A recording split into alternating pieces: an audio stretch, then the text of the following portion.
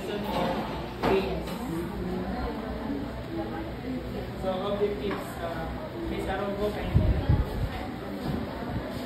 At the end of the lesson, you will be able to define games as teaching strategies, discuss the steps in implementing games and teaching physical education, and enumerate the advantages and disadvantages of using the game as a strategy in teaching physical education. So, at the end of the lesson mo kanya itong team, maka-enumerate mo sa define mo sa games, teaching strategy, then maka-enumerate sa advantages or disadvantages ng strategy. Kaya introduction,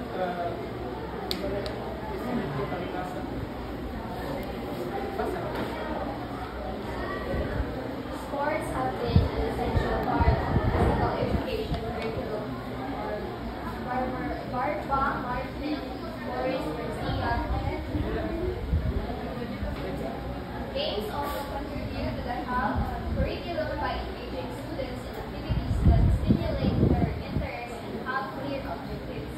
Teachers must prepare well-planned games that stimulate interest and help educators identify and assess students' skills and areas for improvement during the game. so according nila Barbara, Martin, and so on, ang sports or games is essential siya na part sa sa physical education curriculum. And ang games is also makakontribute siya sa health curriculum na mahimong engaging ang learning sa students. Then mahimo po nimo nga ma-capture ang interest sa mga students. Then traditionally, physical education teachers use technical methods to teach physical activities, leading students through a sequence of exercises based on simulation. So traditionally, ang physical education is ang mga teachers, diba traditional ang mga teachers, which is, example na to, ang topic sa teachers sa physical education is basketball. Inana, ang mga teachers, ang traditionally, ginatudlo nila ang physical education, wala kayo nila gina-integrate ang games, wala kayo sila gina-integrate ang games, kundi mas ginasunod nila kung saan ang nasa libro kanang ibali, di ba? Ang sa libro sequence man yun na pag magtudlo kag sports or para ng example nato ang basketball, di ba? Before na nimo ipadula sa ilaha, di ba? Itudlo sa nimo kung sa ang step sa pag-dribble, sa ang step sa pag-shooting, inana ang mga traditional teacher magtudlo og physical education. So, this kind na kami mga Game-based learning aims to balance learning and help students retain and apply real-world skills. Teachers expose students to different sports aspects in a content designed for learning, allowing them to understand the purpose, incorporate required skills, and real-world aspects. So, ang game-based learning no, is nag-aim po siya na i-balance ang lesson sa teacher o mas ang game-based learning is very mas ma-retain sa mga students ang ilang learning, mas nasa na ma-learn and ma-expose sa teachers ang mga students sa different nga mga sports or mga different nga games. Next is games are associated with gamifications, a different learning experience that incorporates elements of gameplay into real-world activities and behaviors. This makes learning meaningful to students.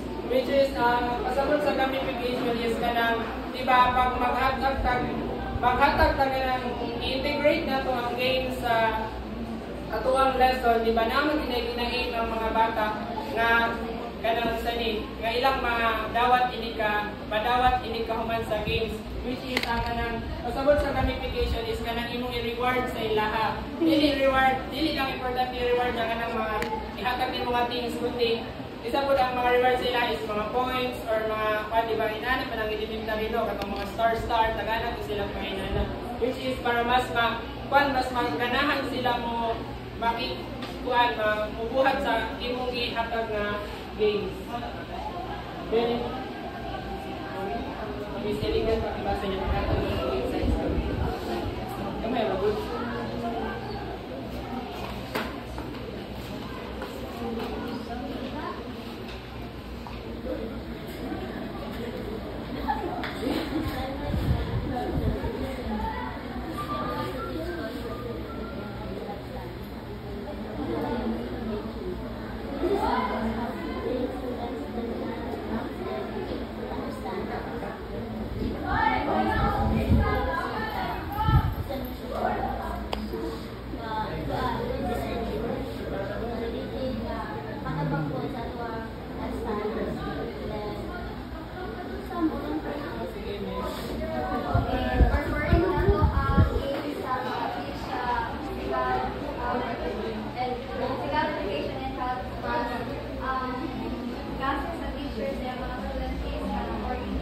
pagkatapos and promote it.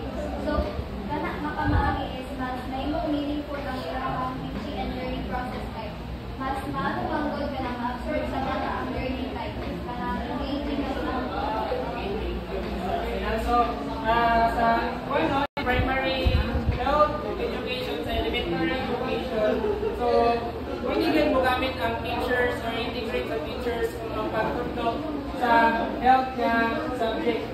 For example, ang topic sa teachers is healthy lifestyle. Pwede din kayo niya gamitan o strategy nga games para mas mahimong engage ang iyahang klase o mas dali masabtan sa mga students ang iyahang itutulong, iyang lesson. So, number steps in using games. So, teachers face challenges in using games in lessons due to various issues. So, dili lang kay ang games, dili lang po siya sa'yo i-implement sa imuhang klase. Kundi na po siya mga various nga mga issues. So, na siya steps para mahimo nga mas successful yung pag-implement o game sa imuhang klase. The following are the steps that can help teachers become successful in using games to teach physical education and health. So, number 1, pakibasa ko. 1. Determine the purpose of the activity.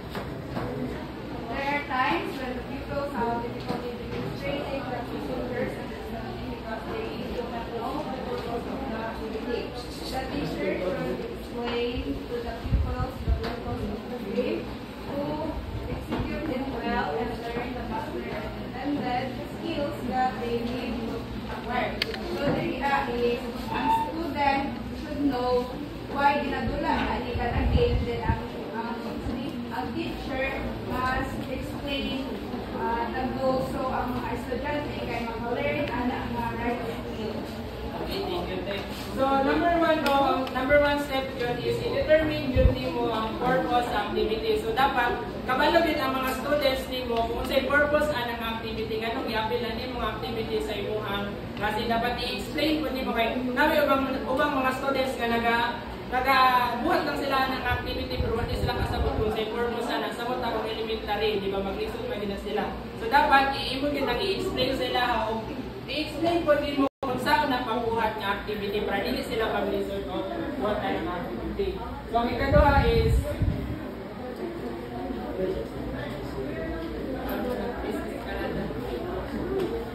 The game should be aligned with the purpose. Playing the game can help the teacher assess if it is aligned with the previous learning purpose. The result of the assessment may help the teacher consider how to use the game.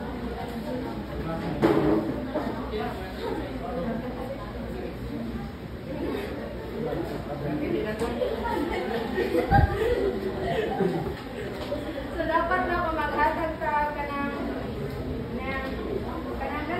game sa akong student, dapat align siya sa purpose na kung anong kanang hatag na sa ilang kay lahat kung kayo maghatag ka na malayo na kayo sa dapat nila magtutunan. okay, thank you.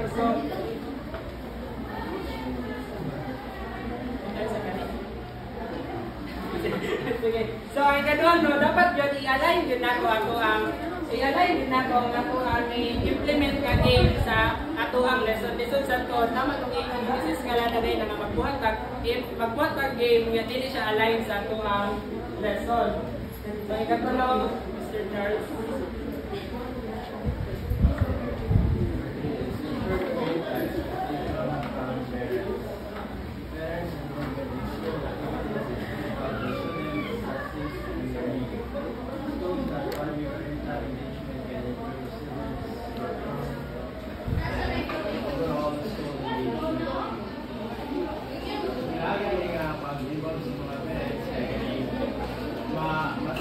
Mas ma-engage ang student kay ma-feel nila na ang ilang parents ay na para mag-support sa'yo.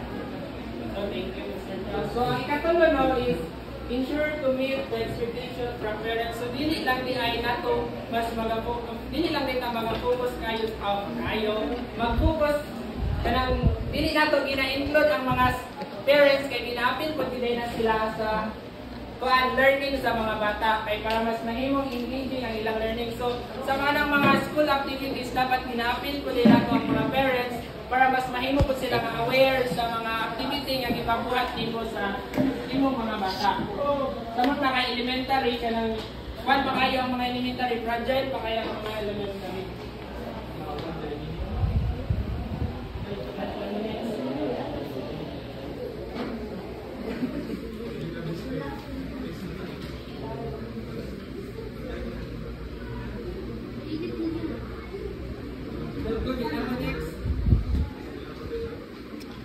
Papa Bert. Okay na. So, ikaw ba?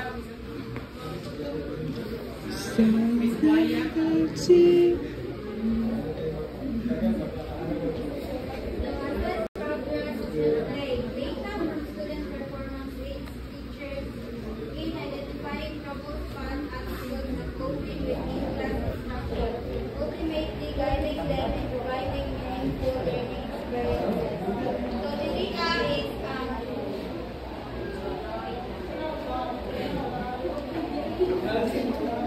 Okay, Miss Ebrar, pag-ihatag ko kayo sa Yee! number 4. Kakilig.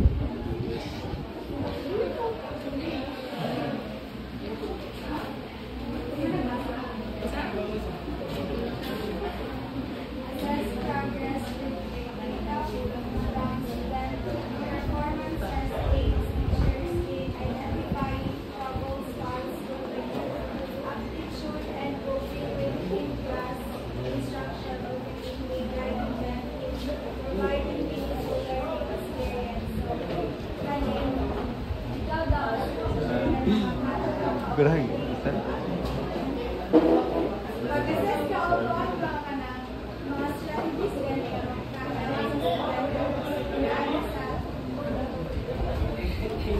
Thank So, you. ikaw ba is assess progress from play. So, dapat i-assess din mo kung mag-implement ka ng play sa imo ang That was lesson, a uniform. sa imo ang mag-implement ka activity sa imo ang klase. Dapat i-assess yun din mo ang progress kung kanang ang katubang imong i-integrate na activities is kanang nahimo ba nga na-learn ang mga bata or basing nalinaw lang ang mga bata sa activity pero wala sila i-learn. Dapat i-minute silang para mas mahimong meaningful imong learning, ang ilang learning experience sa mga bata. So, dapat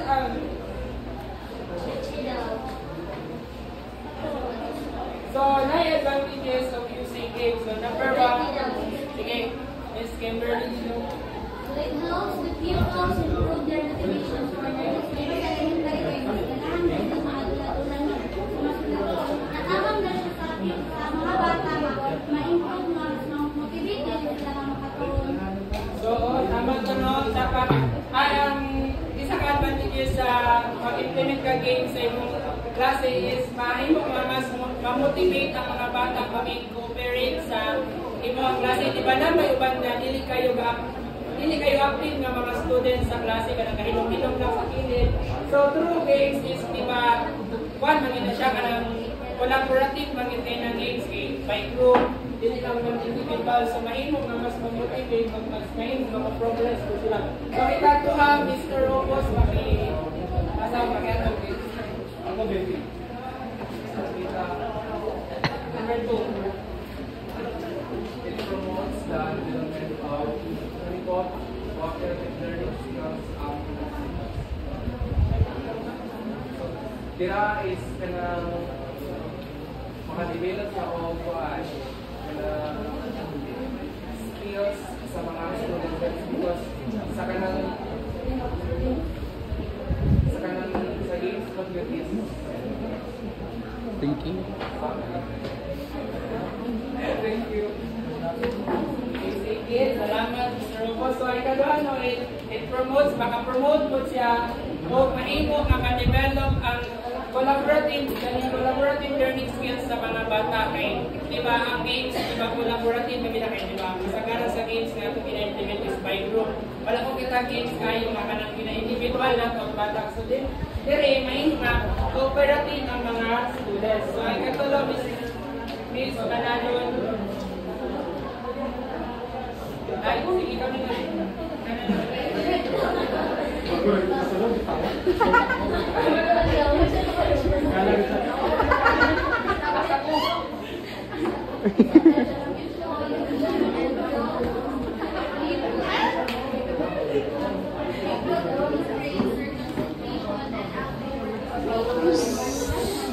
Bisa ba na kayo magkakalat Sa tabangan po. Advantages sa pag wala kay kanang di ba pag escapes from dili di ba kay sa hanapon ng competition pero pag kanihon kanang di teacher na kanang competition is spread the games lockdown.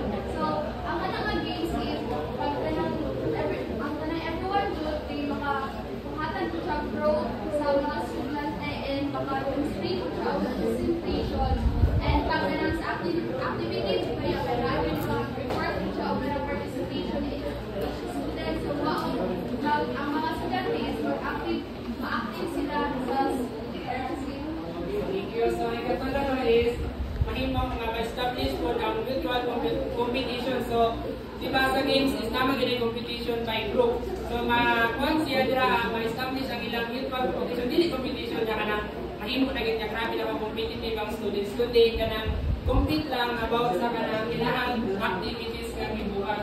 Dili kayo kanang competition na. So, ikaw pa, si Miss Manalon. Ikaw na yun.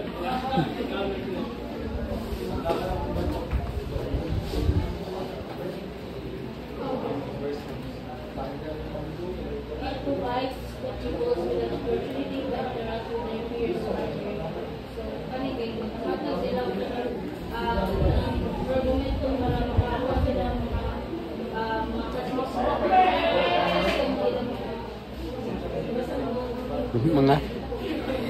mga So, ikaw ba no is, mahimo po niya na kanang makaprovide siya opportunity nga makik-interact sa other students or other pupils ang isa ka bata. So, ang last is si Miss Brisney.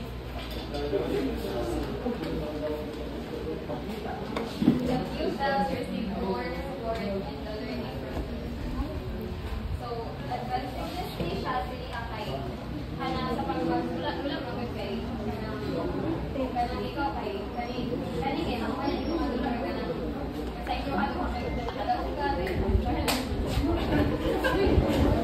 So, the last no is kanang mas dagang ma-learn ang mga students, mas meaningful nilang learning o mas dagan silang ma-learn sa inyong kursos. Kung nasa advantages, napo siya disadvantages, na siya bukat ka disadvantages. So, ang number 1, sige, Mr. Stefan. Gina daw. Nanood na si Gina. It's representation and participation and time enjoyment. So, kanina is, kani pag-implementation na ni, lisod ko na siya, no? Disadvantage ko niya kay games pa na, di ba, mga bata is na sasaw, gubot, then time consuming din siya. Kay taas na oras sa preparation na ni, kaya bata, dugay kay mga sabot sa mga rules, mga yada. Dapat hindi na din sila kung ano, time consuming sila. Thank you. So, tama tayo ino niya, kung mag-implement ka game sa imo or mag-implement ka activity sa imong klase is mahimo din siya nga time consuming kaysa pag-explain pa lang nimo sa mga bata kung saan siya pagbuhat, diba tugay, tama yun, kung man bata no, tugay makasabot, kita manggali usahay ka natatugay, pagkita makasabot. So, time consuming kay siya sa pag-explain pa lang nimo. So, ikaw na, start ko na.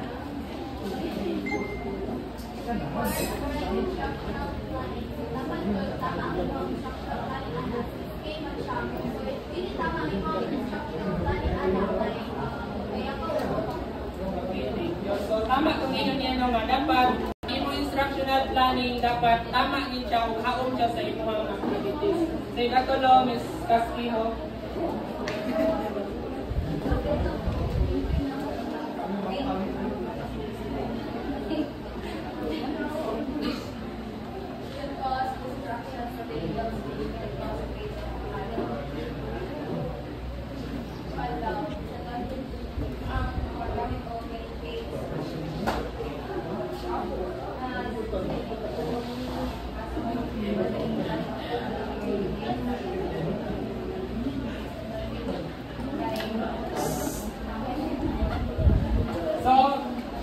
Pag-implement of games sa isa ka lessons is makahimo po siya usahay ka distraction sa imong klase or makahimo lang siya ka waste of time usahay kay nabe usahay mag-implement ka ng games or activities kung dili kayo kuha ng mga bata ba, dili kayo sila makuha nilang attention or dili kayo, wala kayo sila i-learn sa imong i-implement.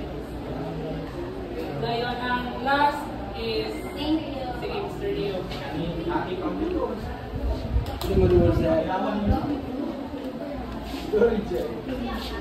Excessive use of game could lead to addiction to people, which may cause physical or psychological problems. So, number 4 ay kanang sobraan yung magpadula ko sa kabatas ng marag. Pag-lead siya problema kay ang bata mag-sir more of physical activity sila. So, imbis nga sa dula, kasi yung mga tunan, sa dula, na-distract na sila. So, ang last no is kanang magtanong kung ang imo pong klase is permitted na ang pagka-integrate to games, activities, ang imo po na mga bata is maatid na sila sa sigdula. Every klase nimo ga-expect na gina sila nga kapadula ka permitted. So, mo na siya ang last mga advantages. So, thank you.